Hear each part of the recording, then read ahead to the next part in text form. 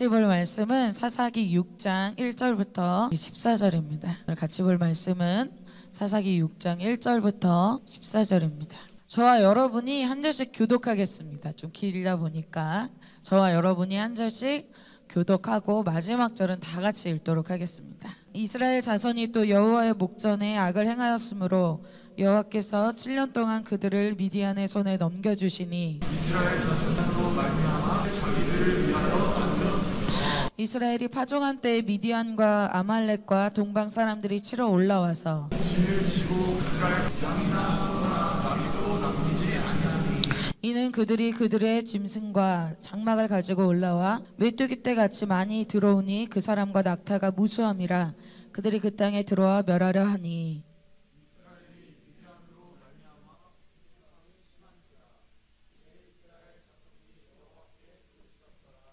이스라엘 자손이 미디안으로 말미암아 여호와께 부르짖었으므로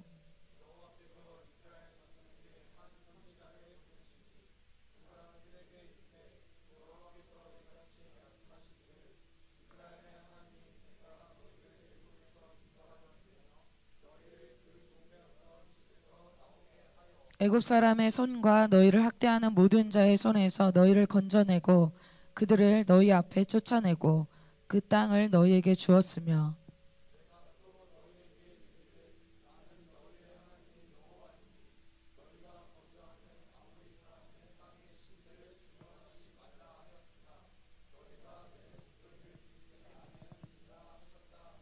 여호와의 사자가 아벨 사람 요아스에게 속한 오브라에 이르러 상수리 나무 아래에 앉으니라. 마침 요아스의 아들 기드온이 미디안 사람에게 알리지 아니하려 하여 밀을 포도주 틀에서 타작하더니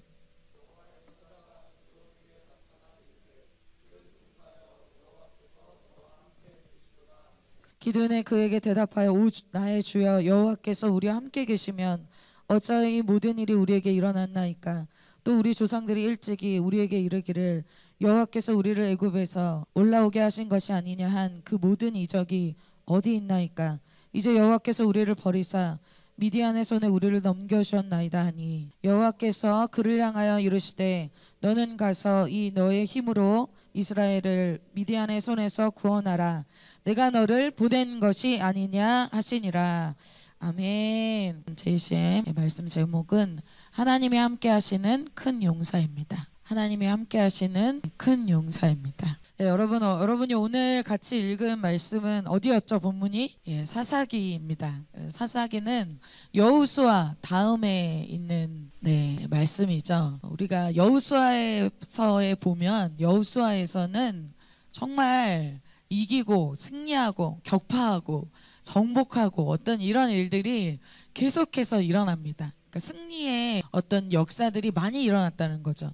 우리 개인에게도 그런 일들이 있죠. 승리하고 정말 변화되고 내가 이전과 같지 않고 죄가 끊어지고 남이 봐도 내가 봐도 와 진짜 많이 달라졌다 하는 그런 변화의 때가 있다는 것입니다. 그게 여호수아서라고 할 수 있습니다. 여호수아서가 딱 끝나고 이 사사기서에 이르면 어떤 일이 일어나냐면 그런 역사가 멈추게 됩니다. 그래서 정복하고 변화되고 이기고 승리하는 역사가 여호수아에서는 계속 어떻게 보면 전성기 정말 절정에 이르는 절정기 이런 때가 딱 끝나고 사사기에 와서 완전히 내리막길을 달리는 듯한 그런 때가 바로 사사기라는 거예요. 그 이유에 대해서 사사기 2장 2절과 3절에 이렇게 말씀하고 있습니다. 너희는 이 땅의 주민과 언약을 맺지 말며 그들의 제단들을 헐라하였거늘 너희가 내 목소리를 듣지 아니하였으니 어찌하여 그리하였느냐. 그러므로 내가 또 말하기를 내가 그들을 너희 앞에서 쫓아내지 아니하리니 그들이 너희 옆구리의 가시가 될 것이며 그들의 신들이 너희에게 올무가 되리라 하였노라. 어떤 지금 사사기에 들어와서 왜 이런 쇠퇴기 이러한 절정기였던 이 여호수아 때의 모습과 다르게 이 쇠퇴기를 맞이하게 됐냐 그것에 대해서 이렇게 얘기하고 있죠. 너희가 쫓아내지 아니한 그러한 가나안 세력 때문에 너희가 이것 때문에 고통이 되어서 가시가 되고 올무가 돼서 너희가 오히려 그 것으로 인해서 고통받게 될 것이다. 이렇게 말씀하고 있습니다. 핵심은 뭘까요? 근데 이스라엘 백성의 엄청난 전성기 변화기 때는 하나님의 말씀대로 순종해서 도전했을 때 그때는 이스라엘의 이 믿음과 이스라엘의 이 민족 전체가 정말 흥왕하는 역사가 일어났습니다. 나라의 역사도 그렇고 개인의 역사도 그렇죠. 그래서 하나님의 사람들은 세상과는 구별된 삶을 살아가는 사람들입니다. 그 기준이 바로 말씀대로 산다는 거예요. 이러한 이스라엘의 정체성을 상실하게 될 때 사사기에는 계속해서 이 어려움이 찾아오게 됐다는 것을 보여줍니다. 그래서 오늘 보는 이 이스라엘의 모습은 정체성을 상실한 모습이라는 것을 볼 수가 있어요. 오늘 이스라엘에게 이런 정체성을 상실한 이스라엘에게 어려움이 찾아오게 되죠. 그것이 그리고 빨리 끝나지 않는 어려움이었습니다. 그것을 1절에 이렇게 말씀하고 있습니다. 창혁 형제님이 한번 읽어주세요.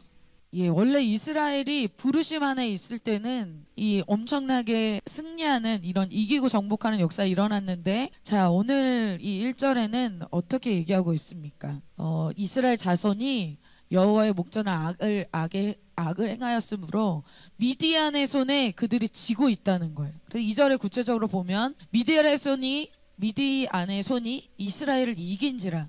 이스라엘 자손이 미디안으로 말미암아 산에서 웅덩이와 굴과 산성을 자기를 위하여 만들었으며, 두렵고 정말 미래가 어떻게 될지 모르겠고 걱정이 많고 자기 자신의 도피성을 자기가 만들어야 되는 정말 고아와 같은 그런 상태가 지금 이스라엘의 상태가 되었다는 거예요.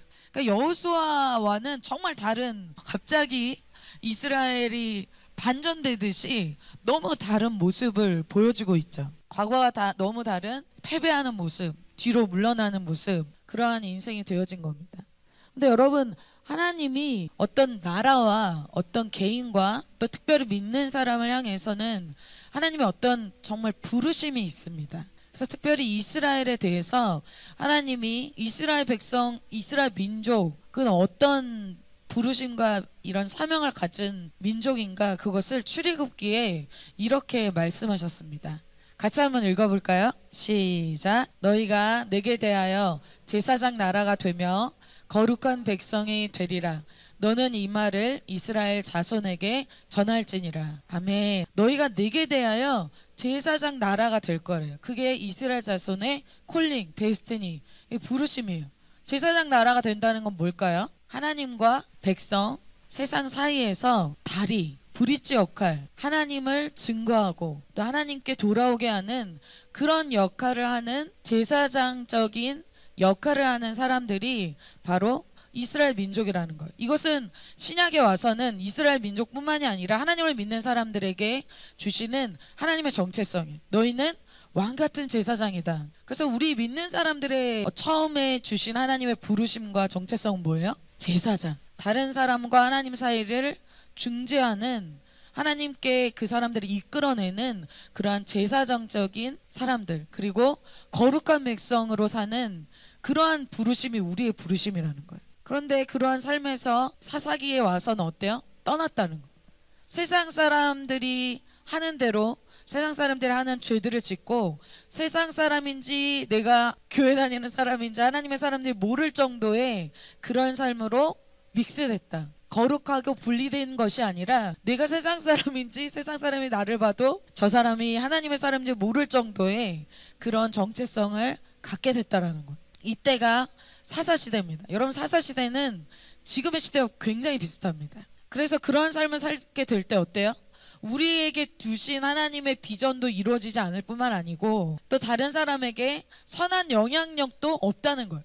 내 삶 살기에 바쁘고 내 미래가 걱정되고 내 신앙 자체가 어렵다. 그러니까 다른 사람에게 영향력 있는 그런 사람은 전혀 못 사는 거죠. 그래서 어떤 삶이 됩니까? 이제 이스라엘의 모습에 대해서 계속 나오는데 계속해서 어때요? 빼앗기는 인생이 됐다는 거예요. 그래서 빼앗기는 세상의 것들을 받아들일 때 미디안에게 지고 공격당해서 나의 삶에 하나 둘씩 계속해서 후퇴하고 계속해서 빼앗기는 그러한 모습을 보여주고 있습니다. 3절부터 모습이 바로 이런 모습인데요. 네, 우리 다옥 형제님이 한번 크게 읽어주시겠습니다. 네, 아멘. 자, 여기서 어때요? 이들이 미디안과 또 아말렉과 동방 사람 다 쳐들어와서 그들의 것을 하나둘씩 빼앗아 갑니다. 그래서 이런 가나안과 죄와 타협하고 세상 사람들과 분리가 없는 삶을 살아갈 때 이런 하나님의 사람들에게 어떤 일이 일어난다는, 빼앗기는 삶이 되어진다. 처음에는 뭔가 잘 되어지는 것 같지만 우리의 삶이 죄와 하나둘씩 타협하게 될 때 다시 내가 끊었던 죄들을 다시 찾고 다시 죄와 타협하는 인생을 살게 될 때 나의 삶에 궁핍함이 시작됩니다. 빼앗기는 것들이 일어나요. 그래서 영적으로도 믿음의 도전이 없고 또 첫사랑도 첫 행위도 첫 마음도 다 잃어버리게 된다는, 하나님을 위해서 이렇게 살아야겠다, 내가 캠퍼스에 가서 이렇게 살아야겠다, 내 가족에게 이런 영향력을 끼쳐야겠다, 내가 나라를 위해서 정말 열방을 위해서 이렇게 살아야겠다, 이런 마음이 없어진다. 자, 여러분, 여러분의 지금 영적인 상황은 여호수아입니까? 여호수아서입니까? 아니면 사사기입니까? 한번 돌아봐야 된다. 우리 나라가 지금 여호수아서입니까? 아니면 사사기입니까? 우리의 가정이 지금 어떻습니까? 여러분들, 여기서 보면 중요한 것은 적이 강해서, 미디안이 너무 강해서 이것을 약탈해가고 빼앗아 간 것이 아니라는 거예요. 그들이 어때요, 여러분? 똑같은 이스라엘 백성이 그들이 하나님과 관계가 되어질 때는 이기고 빼앗는 영향력이 있는 승리하는 인생이 되어졌다는 거예요. 여러분, 그런데 이들이 하나님의 말씀을 더 이상 듣지 않을 때, 그들과 하나님과의 관계가 끊어지기 시작할 때 그들은 정체성을 상실하고 삶의 목적도 잃어버리고 그리고 비전도 상실한, 세상의 눈치를 보는 표류하는 배와 같은 인생이 되어진다. 결국은 불안하고, 여러분 요즘에 얼마나 공황장애가 많습니까? 우울증에, 중독에 점점 더 심각해진다. 그들이 왜 이렇게 빼앗긴 인생을 살게 되었는지를 계속해서 성경에서는 이 이유를 말씀해 주고 계시죠. 바로 죄로 인해서 이것을 다 빼앗겨 버렸다는 거예요. 그래서 죄로 인해서 하나님이 이러한 징계로 이러한 모습을 주었다는 것이죠. 그들이 막 이 고통 속에서 하나님께 부르짖기 시작합니다. 그러자 하나님이 그들에게 왜 이렇게 빼앗기는 인생이 되었는지를 말씀해 주고 계세요. 7절부터입니다. 저와 우리 제효자매님이 번갈아 가면서 읽겠습니다. 이스라엘 자손이 미디안으로 말미암아 여호와께 부르짖었으므로 애굽 사람의 손과 너희를 학대하는 모든 자의 손에서 너희를 건져내고 그들을 너희 앞에서 쫓아내고 그 땅을 너희에게 주었으며. 자, 여기서 굉장히 중요한 얘기를 하고 있습니다. 하나님이 그 이유를 얘기하고 있어요. 너희가 왜 지금 이렇게 후퇴하고, 너희가 이렇게 비전이 멈추고, 왜 이렇게 삶에서 안주하고, 왜 이런 삶이 빼앗기는 인생이 되었는가. 내가 너희에게 애굽에서 나오게 하는 열재앙을 일으켜서 절대 나올 수 없는 너의 죄의 굴레에서, 너의 인생에 죽을 수밖에 없는 그 인생의 굴레에서 내가 너를 건져냈다. 내가 애굽에서 너를 은혜로 건져냈다. 그리고 가나안 땅도 내가 은혜로 너에게 주었다. 그런데 내가 준 은혜 속에서, 내가 준 그 땅에서 너희가 더 이상 내 음성을 듣지 않았다. 여기서 주님이 말씀하시는, 여러분, 죄는 이들이 도덕적으로 엄청나게, 윤리적으로 엄청나게 문제 있는 그런 죄를 지었다고 얘기하지 않아요. 이스라엘 백성이 사람을 막 무차별적으로 막 죽이고 살인하고 그런 엄청난 죄를 지었기 때문에 지금 징계가 임한 게 아니에요. 여러분, 우리가 그렇게 생각하잖아요. 저 그렇게 큰 죄 안 지었는데요? 저 그렇게 문제 있지 않은데요? 이렇게 생각하잖아요. 그런데 주님이 지금 무엇이 죄라고 이야기하고 있습니까? 뭐가 죄야? 너희가 내 목소리를 듣지 아니하다. 너희가 더 이상 내 목소리를 듣지 않는다라. 내 말대로 하지 않고 나를 외면하고 거절하고 원래 부르심대로 살지 않는다. 그러니까 우리의 삶에, 여러분, 하나님과 관계가 끊어졌다는 것이 어디서 나타납니까? 여러분에게 한 주간 하나님이 주신 말씀이 남아있습니까? 아니면 여러분이 기도하면서 하나님을 만난 뜨거운 눈물이 있습니까? 새벽 예배 말씀, 여러분들이 매일 보는 그 큐티 말씀, 여러분이 매주 드리는 그 주일 말씀, 그리고 기도하는 삶에서 여러분 남아있는 것이 있습니까? 아니면 지금 완전히 빈털터입니까? 그러면 주님의 음성을 안 들으면 뭘 우리가 듣고 있는 걸까요? 세상의 음성을 듣고 있다는 거예요. 그래서 어떻게 되면 결과적으로는 세상에 충성하게 되고 세상을 두려워하게 되죠. 그러면서 어떻게 돼요? 점점 하나님이 주신 부르심과 사명의 삶도 멀어지게 된다. 여러분, 반대의 삶을 산 사람이 바로 다니엘입니다. 다니엘은 바벨론 포로기에 끌려간 사람이었어요. 근데 그가 그곳에서 절대 타협하지 않는 것이 딱 한 가지가 있었습니다. 그건 무엇이었죠? 기도였습니다. 하루 3번 목숨이 걸린 문제여도 그가 반드시 했던 것이 바로 기도였다는 거예요.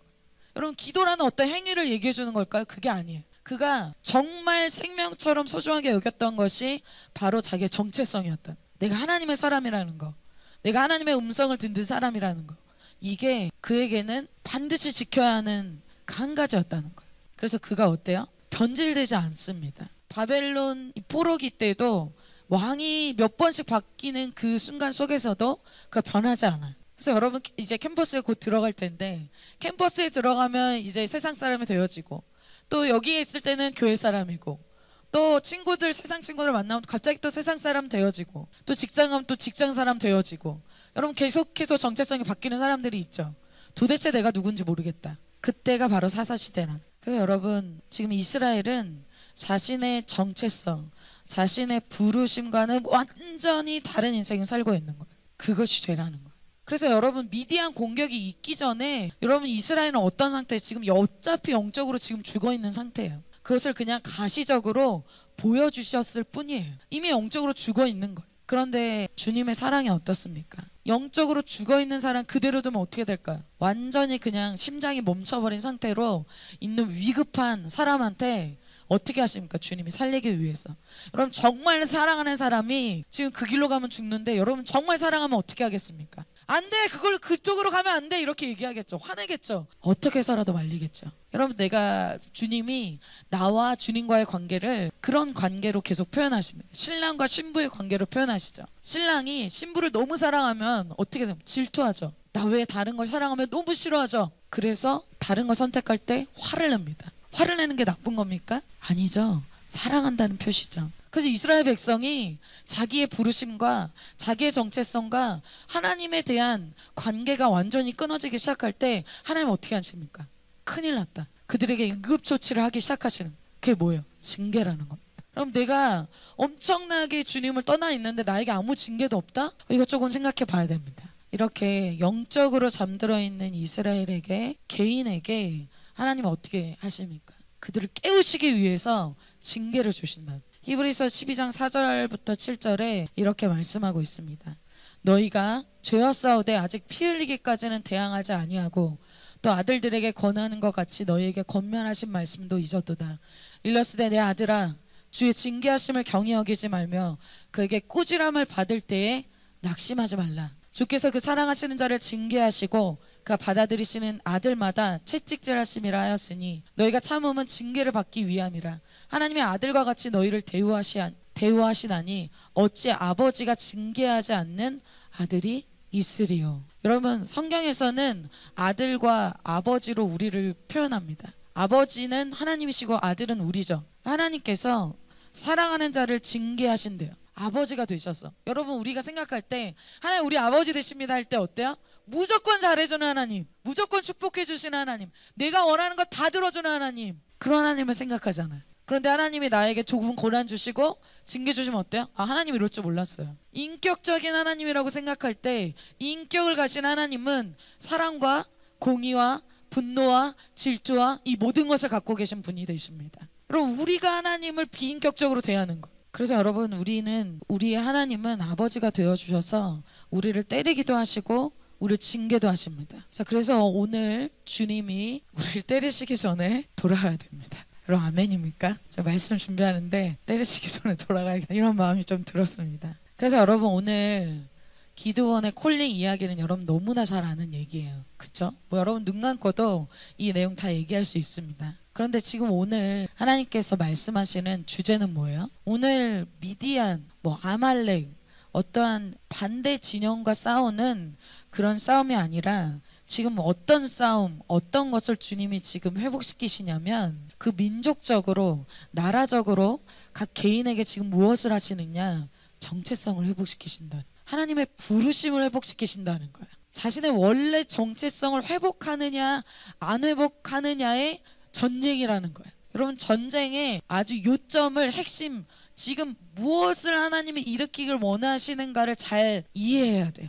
그게 통찰력이죠. 자, 두 번째로 정체성을 회복하게 하시는 하나님입니다. 그래서 하나님의 사람들이 하나님의 사람답게 하나님의 사람으로서 원래 부르심과 원래 정체성을 회복하는 내용이 바로 사사기입니다. 하나님이 그것을 회복하기 위해서 징계를 주었다가 또 축복해 주셨다가 징계 주셨다가 또 축복해 주셨다. 어느 때까지? 부르심을 회복할 때, 정체성을 회복시킬 때까지. 그래서 여러분, 한 나라가 한 개인이 회복하기 위해서 어떻게 하십니까? 오늘 기드온에게 한 사람에게 가셔서 기드온을 부르셔서 그 한 사람부터 회복시키신다는 거예요. 그럼 그 사람이 여러분이 될 줄 믿습니다. 오늘 11절에 오늘 말씀도 굉장히 짧네. 11절에 이렇게 말씀하고 있어요. 여호와의 사자가 아비에셀 사람 요아스에게 속한 오브라에 이르러 상수리 나무에 앉은지라. 마침 요아스의 아들 기드온이 이렇게 말씀하고 있어요. 오늘 하나님이 깨우시는 사람이 바로 기드온입니다. 그래서 하나님은 기드온 한 사람의 정체성을 깨우시고 또 그 나라를 깨우시고 그 민족을 깨우는 일을 하세요. 그럼 지금 우리 나라의 상황, 우리 각 개인의 상황에서 여러분 깨어나세요. 여러분 졸리신 분은 뒤에서 서서 들으셔야 돼요. 그럼 예배에 생명을 걸어야 돼. 이거 끝나고 미디어 보면서 또 다른 걸로 여러분 채우면 안 돼요. 지금 일주일 하루가 여러분에게 굉장한 지금 전투 직전이에요. 자, 다시 얘기하겠습니다. 여러분 오늘 한 사람의 정체성을 깨우셔서 그 나라 민족 정체성을 깨우고 계십니다. 그래서 한 사람이 중요하다는 거예요. 여러분 왜 제가 깨어나라고 왜 그래요? 여러분 각 개인이 중요하다는 거예요. 여러분 캠퍼스를 살리기 위해서 우리 나라를 살리기 위해서 어떻게 하시는가? 하나님이 민족 전체한테 얘기하시는 게 아니에요. 기도는 한 사람한테 말씀하시기 시작한다는 거예요. 한 사람이 일어날 때 그 캠퍼스와 그 나라와 또 열방까지 깨어나는 일들이 일어난다는 거예요. 여러분 우리가 SV의 운동을 봤잖아요. 강한 한 사람을 통해서 강한 소수를 통해서 그 민족의 공기가 바뀌고 열방이 바뀌잖아요. 이게 우리 여러분 한 사람이 중요하다는 거예요.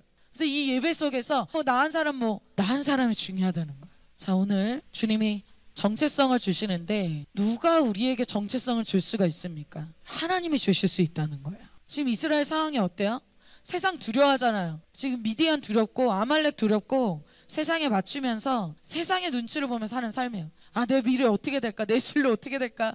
내가 혹시나 뭐 굶어 죽는 건 아닐까? 나 학교 못 들어가는 거 아니야? 아, 시험 못 하는 거 아니야? 정말 영향력 없는 정말 작은 삶이죠. 그래서 지금 기드온의 모습이 어떻습니까? 11절에 후반부에 보면 미디안 사람에게 알리지 아니하려 하여 밀을 포도주 틀에서 타작하더니, 여러분 밀은 밀타작기계에서 해야죠. 포도주 틀에서 왜 타작합니까? 숨어서 들키지 않으려고 포도주 틀에서 포도주를 이렇게 집을 내는 게 아니고 밀을 타작하고 있다는 거예요. 도망치는, 숨어서 눈치 보면서 세상에 눈치 보면서 사는 그런 작은 인생, 나 하나 먹고 살기가 너무 힘든 그런 인생이 기드온의 지금 인생이라는. 근데 여러분 하나님은 한 번도 이스라엘에게 이러한 초라한 인생을 계획한 적이 없으십니다. 하나님은 제사장 나라로 영향력 있는 삶을, 거룩한 삶을 이 세상에서 하나님의 영광을 엄청나게 드러내는 삶으로 우리의 삶을 부르셨다는 거예요. 그런데 하나님, 제 인생은 지금 왜 이렇습니까?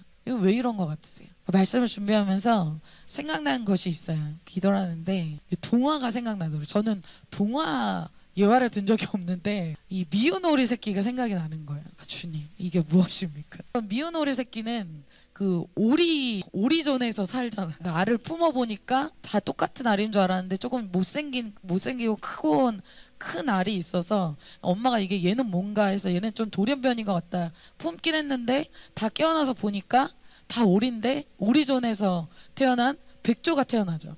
백조는 자기가 크고 다른 사람보다 다르니까 어떻게 삽니까? 오리처럼 되려고 노력해요. 오리 안에서 열등감을 느껴요. 자긴 백조인데 오리 안에서 오리와 같아지기 위해서 노력하고 애쓰고 미움받고 열등감 갖고 비교의식 가져요. 그런데 어느 날 호수를 보게 되죠. 어느 날 자기 자신을 깨닫게 된 거예요.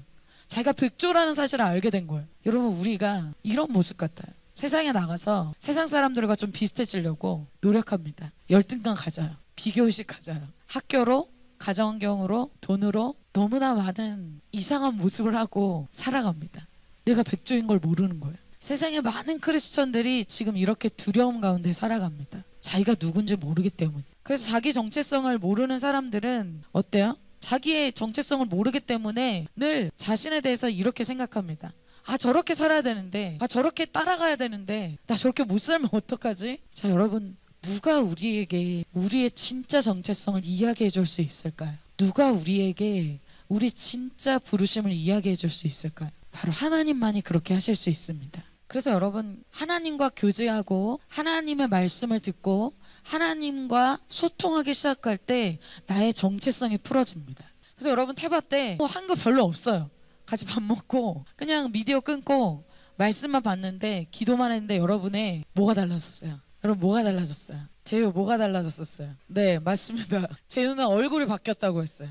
또 뭐가 바뀌었어요, 여러분? 뭐가 바뀌었던 것 같아요? 예배드리는 자세. 왜? 기대하게 됐잖아요. 주님이 진짜라는 거 믿게 됐잖아요. 진짜 나에게 변화 주시는 분이라는 걸 알게 됐잖아요. 그리고 내가 진짜 기쁜 때는 하나님 안에 있을 때라는 걸 알게 됐잖아요. 그리고 나의 진짜 자존감, 정체성, 나의 이 기쁨, 이것이 하나님께로 온다는 것을 알게 됐잖아요. 여러분, 아멘입니까? 하나님만이 여러분의 인생의 진정한 기쁨이요, 하나님만이 여러분의 진정한 부르심이요, 하나님만이 여러분이 누구인지를 설명해 줄 수 있는 단 한 분이라는 거예요. 그 하나님의 음성을 들을 때에만 우리가 우리 자신을 알 수 있게 된다는 거예요. 반대로 어떻게 돼요? 여러분, 하나님의 음성을 듣지 않고 여러분의 인스타, 여러분 SNS, 여러분 미디어, 유튜브, 넷플릭스 이런 거 보게 될 때 나는 그냥 미운 오리 새끼가 되는 거예요. 세상 사람들보다 열등한 사람, 뭔가 잘 못하는 사람, 죄를 정말 끊을 수 없는 사람, 이런 사람이 되는 거예요. 그러니까 어때? 공황장애, 우울증 안 끊어지는 거예요.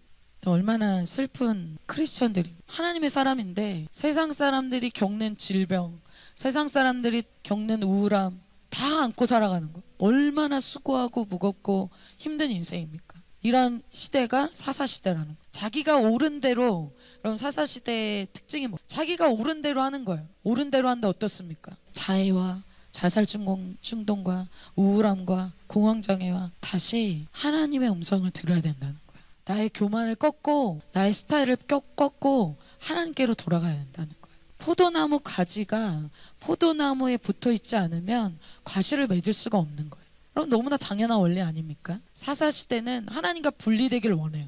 자기 생각대로 하길 원하죠. 그런데 어떻습니까? 점점 말라간다는 거예요. 오늘 기드온에게 이스라엘의 부르심, 하나님의 사람으로서의 부르심, 하나님이 보시는 기드온을 말씀해주고 있다는 거예요.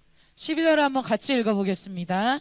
12절 말씀 시작. 여호와의 사자가 기드온에게 나타나 이르되 큰 용사여, 여호와께서 너와 함께 계시도다 하매. 아멘. 그냥 용사가 아니라 큰 용사라고 하고 있어요. 큰 용사는 원어적인 뜻을 보면 능력 있는 용사, 강한 용사, 힘 있는 용사, 이렇게 말씀하고 있어요.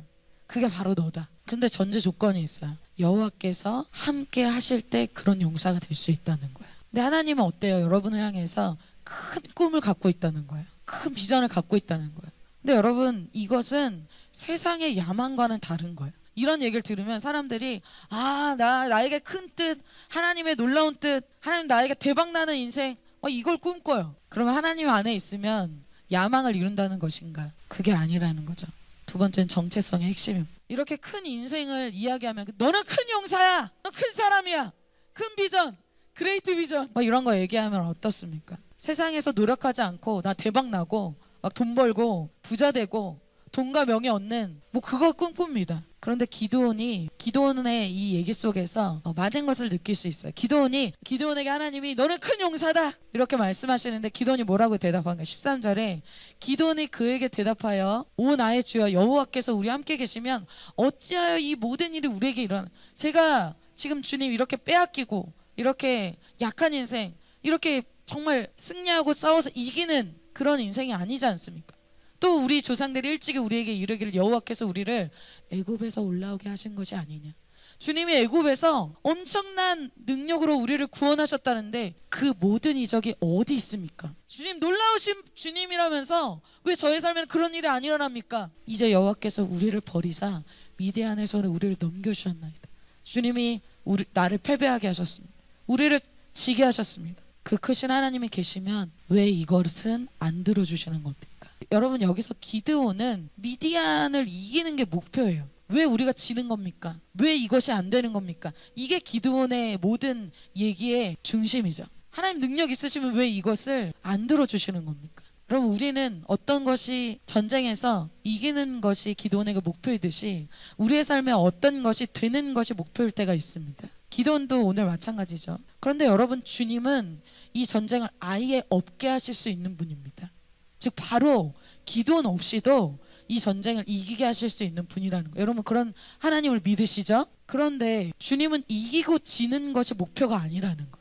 여러분, 이런 말씀을 들으면 그럼 다시 또 주님 큰 비전을 제가 갖겠습니다, 또 자기 야망을 위해서 막 기도해. 그게 아니라는 거예요. 헷갈리시면 안 된다. 그 능력이 많으신 하나님이 힘이 없어서 나를 돕지 않으시고 나에게 응답하시지 않고 나의 진로가 지연되고 나의 학교가 어떻게 이렇게 잘 안 되고, 그게 아니라는 거예요. 그래서 기도원이 얘기하죠. 하나님이 우리를 버리신 거 아닙니까? 그게 아니죠. 이스라엘이 하나님을 버린 겁니다.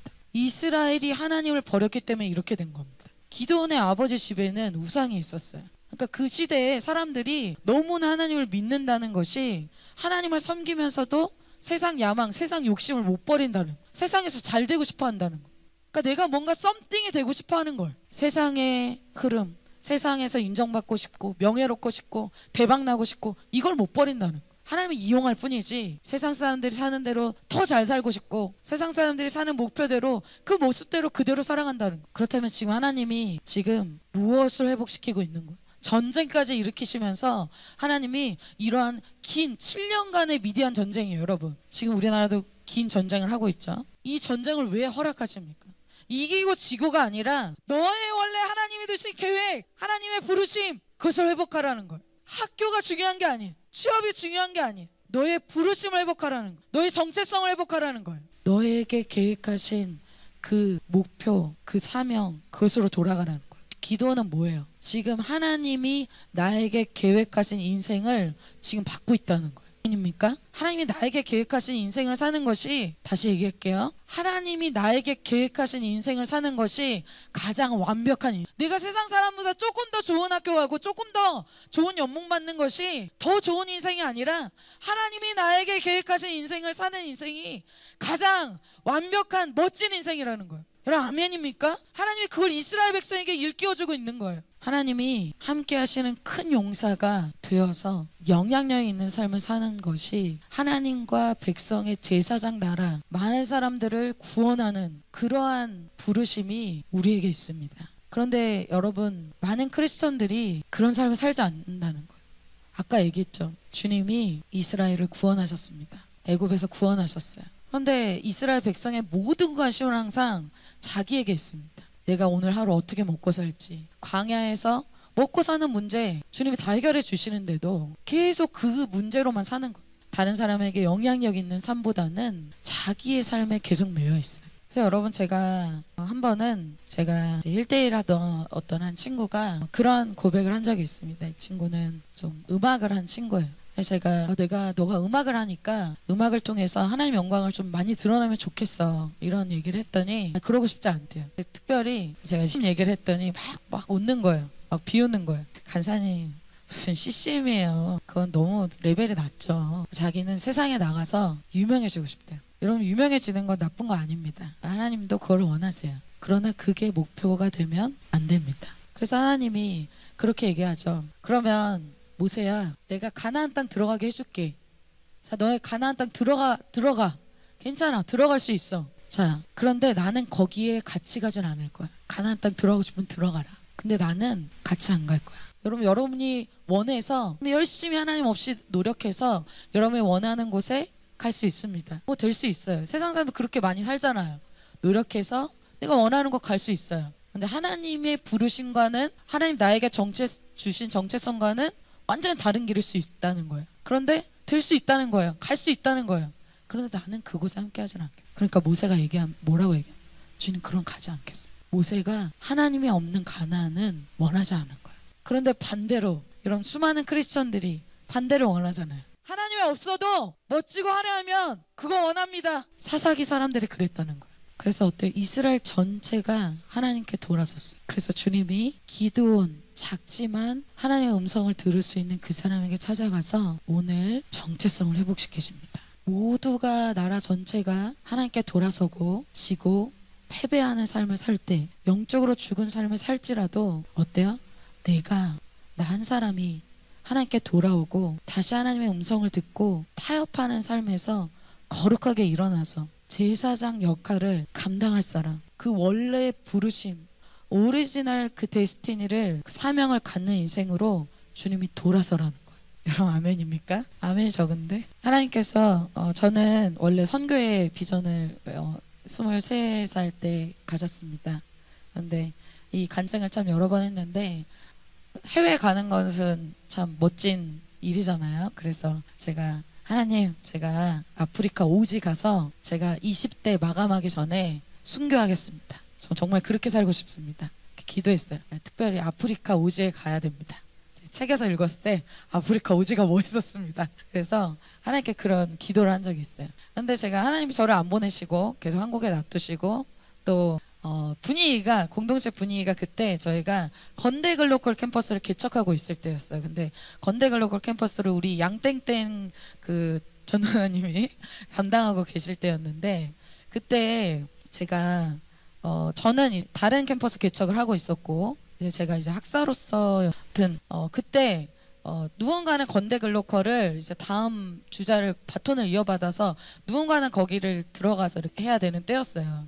근데 제가 이제 왠지 그 하나님이 뭔가 여러분을 푸시하실 때 그 느낌을 아시나요? 아 이거 내 뜻은 아닌데 약간 하나님 뜻인 것 같아.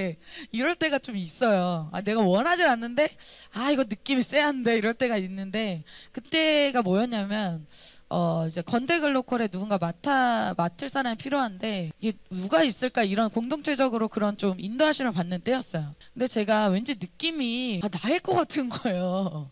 근데 나는 싫어. 난 건대 글로컬 싫어. 건대 충주 내려가기 싫어. 근데 나는 성교는 좋은데 건대 충주는 싫어. 그래서 하나님이 이런 예배 때 제가 예배 전에 기도를 했어요. 하나님 자꾸 저를 푸시하시는데 만약에 정말 주님 뜻이면 오늘 예배 때 제가 알아들을 수 있도록 얘기해 주시면 제가 가겠습니다. 그래서 그날 이제 예배는 더 진지했죠. 왜냐하면 응답을 받아야 되기 때문에. 그래서 이렇게 기도를 하고 예배를 드리고 그 예배 말씀이 너무 정확했어요. 말씀 내용은 생각이 안 나는데 응답이었어요. 그래서 제가 그날 기도 이제 간사님이 기도 인도를 해주시는데 아직도 생각이 나요. 건국대에 거기 이제 전체 채플 드리는 장소 같은 거긴 채플이 없으니까 그런 약간 공연장 같은 곳이었는데 거기서 어디서 앉아있던 것도 기억이 나요. 그리고 거기서 기도를 하는데 하나님이 저에게 그런 마음을 주시는 거예요. 너는 나를 위해서 해외에 선교 아프리카 오지라도 가고 싶다더니 충주는 싫으냐? 이렇게 물어보시는데 그 한마디의 음성 속에서 저의 동기, 나의 안에 있는 내가 드러나고 내가 영광받고 싶어하는 그 마음, 사람들에게 보여줄 때 멋지고 싶은 마음, 내가 그걸로 내가 영광받고 싶어하는 내 진짜 본심, 이 한마디로 그게 다 드러나는 거예요. 그래서 제가 하나님 제가 충주 가겠습니다. 그래서 왜냐면 멋지지 않잖아요. 이현미 간사님이 아프리카 선교를 나가십니다 이러면 뭔가 내가 하는 것 같아. 근데 이제 충주에 내려가기로 하셨습니다. 그러면 뭔가 간지가 안 나. 좀 멋지고 싶은 마음이 제 마음에 전 제가 그렇지 않다고 생각했어요. 나 같은 사람이 어딨어. 와 나 20대를 막 죽겠다는데 아프리카 오지 가서 내가 죽겠다는데 나같이 이런 멋진 사람이 어딨나. 근데 주님의 그 한마디 음성에 제 마음에 동기와 제 마음에 뭔가 썸띵이 되고 싶어하는 나의 오물이 묻은, 그런데 주님이 그런 저도 다듬어서 쓰시길 원하시는, 주님은 속아주신 거죠. 사실 저를 알고 있지만 주님은 저에게 속아주시죠. 그래서 제가 그날 많은 것을 깨달았던 경험이 있습니다. 우리는 무엇이 되고 무엇이 이루어지고 사람들에게 내가 어떻게 보여지냐가 중요하죠. 기도원도 그렇습니다. 지금 이기고 지고 어떻게 되고가 사실은 기도원에게 중요합니다. 그런데 주님 편에서는 어떻습니까? 기도원이 진짜 자기의 부르심을 찾는 것, 그 부르심은 뭡니까? 하나님을 위한 정말 순수한 동기를 가진 그러한 많은 사람들이 믹스되어 있는, 세상에서도 영광받고 싶고 하나님 안에서도 또 영광받고 싶은 그러한 너무나 혼탁한 시대 속에서 기도원에게 얘기하는 거예요. 하나님 안에 있는 인생으로 다시 초청하시는 거예요. 자, 14절에 주님이 이렇게 말씀하십니다. 여호와께서 그를 향하여 이르시되 너는 가서 이 너의 힘으로 이스라엘을 미디안의 손에서 구원하라. 내가 너를 보낸 것이 아니냐 하시니라. 이스라엘의 부르심, 하나님의 부르심은 뭐예요? 기도는 혼자 먹고 잘 살고 영광받고 안정되는 살고 그게 기도원의 부르심이 아니라는 거예요. 미디안의 손에서 구원하는 이스라엘을 구원하고 사람들을 구원하고 하나님께로 인도하는 그러한 부르심으로 기도원을 불러주시고 계시다는 거예요. 그래서 여러분 크리스천들은 나 혼자만을 위해 사는 인생들이 아니라는 거예요. 내 미래, 내 직장, 내 캠퍼스 나만을 위해 사는 사람들은 크리스천들이 아니에요. 크리스천들은 남을 위해 사는 하나님을 위해 사는 그 사람이 바로 크리스천이라는 거예요. 사사시대는 다 그런 크리스천들이 없어졌잖아요. 다 나를 위해 살고 싶어 하잖아요. 주님이 얼마 전에 기도할 때 저에게 이러한 마음을 주셨어요. 하나님 이렇게 남을 위해 살고 또 남을 위해 살고 또 남을 위해 사는 것이 가끔은 좋지 않아 보일 때가 있어요. 제가 그런 고백을 했을 때 주님이 그런 마음을 주셨어요. 그래서 주님이 저를 좋아하신다는 거예요. 그런 인생을 사는 사람을 좋아하신다는 거예요. 왜요? 너 그 인생이 나와 닮았어 이렇게 얘기하시더라고요. 그래서 제가 길을 걸으면서 주님과 그런 교제를 하면서 막 울었어요. 주님이 어떤 삶을 사셨는지를 묵상하면서 너무 눈물이 많이 났어요. 여러분 주님 무엇을 기대하십니까? 나의 삶을 통해서 나의 가정과 나의 캠퍼스와 나의 나라가 변화되는 것을 구원되는 것을 보는 인생이 되길 원하신다는 거예요. 그것이 한 사람으로 시작해서 소수 300명만으로 하나님은 그 큰 일을 행하십니다. 어떤 사람들 작지만 자기의 정체성, 자기의 부르심 이것을 깨달은 사람, 세상에 속해서 세상 눈치 보면서 살기를 거부하고 하나님께 속해서 하나님의 부르심대로 움직이는 그 사람을 통해서 하나님이 큰 일을 일으키신다는. 그래서 정체성을 잃어버린 100만 명보다는 자기 정체성을 깨달은 그 한 사람을 통해서 하나님이 일하실 수 있다는 거예요. 결론이에요. 정체성과 부르심을 잊어버리고 세상으로 돌아가려는 이스라엘을 하나님 오늘 깨우십니다. 하나님께서 우리에게도 하나님이 나에게 계획하신 정체성으로 다시 돌아오도록 우리를 깨우고 계시다는 거예요. 여러분 베드로전서 2장 9절을 다 같이 마지막으로 한번 읽고 마무리하려고 합니다.